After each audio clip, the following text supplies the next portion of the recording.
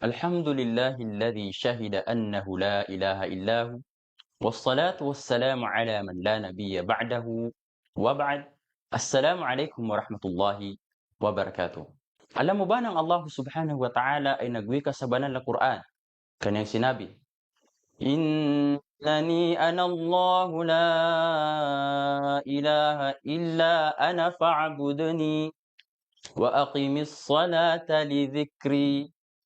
Ilan sa mga malapit itong kahulugan? Katotohanan ako ang Allah. La ilaha illa ana. Walang ibang Diyos na karapat-dapat pag-ukulan ng pagsamba maliban sa akin. Kaya't ako'y inyong sambahin, agarang sambahin, at itayo ang pagdarasal ng kumpleto upang ako'y pag-ukulan ng pag-aalala. At kanya ring sinaksihan sa banal na Quran ang kung saan siya ay nag-iisa.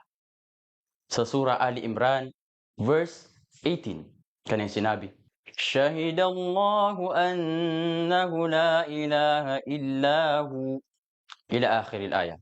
Ilan sa mga malapit itong kahulugan? Sumaksi ang Allah subhanahu wa ta'ala na walang ibang Diyos na karapat dapat sambahin maliban sa Kanya ang nag-iisa.